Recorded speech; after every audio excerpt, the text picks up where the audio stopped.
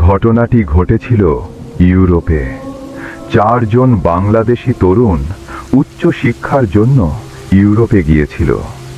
ওখানে গিয়ে আরেক ইউনিভার্সিটিতে পরিচয় হয় 2 জন ইউরোপিয়ান বন্ধুর সঙ্গে, পিটার আর জোসেফ।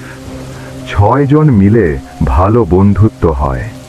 একটা বড় ছুটিতে ওরা প্ল্যান করে শহরের বাইরে কোথাও যাবে, প্রকৃতির মধ্যে, একটু একা, নিরিবিলি। অনেক খোঁজাখুঁজির পর এক জায়গায় পৌঁছায়, বন জঙ্গল দিয়ে ঘেরা এক অচেনা গ্রাম। ওরা একটা পুরনো কাঠের কটেজ ভাড়া নেয় কয়েকদিনের জন্য।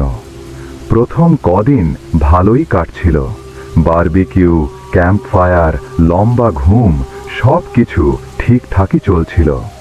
চতুর্থ রাতে সবাই যখন কফি হাতে বসে গল্প করছিল, তখন পিটার হঠাৎ বলে, তোমরা জানো, আমরা যে গ্রামে এসেছি, গ্রামের ঠিক পাশেই একটা গির্জা আছে। আমি ছোটবেলায় শুনেছি সেই গির্জায় একসময় একটা কাল্ট ছিল, সেখানে অন্ধকারের পূজা করত। এক সময় সেই কাল্টের সবাই একসাথে গলায় ফাঁস দিয়ে আত্মহত্যা করে। তাদের বিশ্বাস ছিল তাদের আত্মবলিদানে তারা কিছু পাবে। গ্রামের মানুষ আজও রাতে গির্জার দিকে যায় না, তবে আমি ভাবছি চলো আজ রাতে গিয়ে দেখে আসি সত্যি কিছু আছে কিনা। সবাই প্রথমে ভাবতে থাকলেও পরে সবাই একমত হয় যে তারা রাতেই বের হবে। রাত 1:30টার দিকে সবাই টর্চ হাতে বের হয়।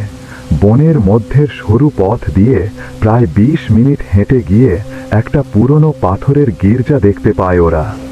দাঁড়িয়ে থাকা সেই কাঠামোটার দিকে তাকালেই গা কেমন হিম হয়ে যাচ্ছিল।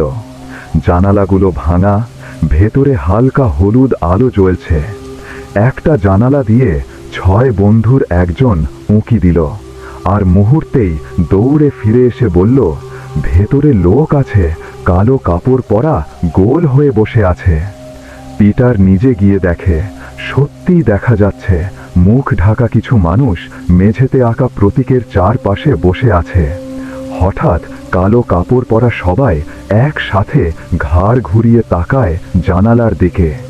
ঠিক তখন গির্জার সামনে দাঁড়ানো 6 জনের দিকে এগিয়ে আসে এক ঝাঁক মানুষ। গাছের পেছন থেকে, গির্জার ভেতর থেকে, 4 দিক থেকে। ওরা 6 জন দৌড়ায়, কিন্তু 4 পাশ থেকে ঘিরে ফেলে কালো পোশাক পরা লোকেরা। এক সময় সবাই ধরা পড়ে।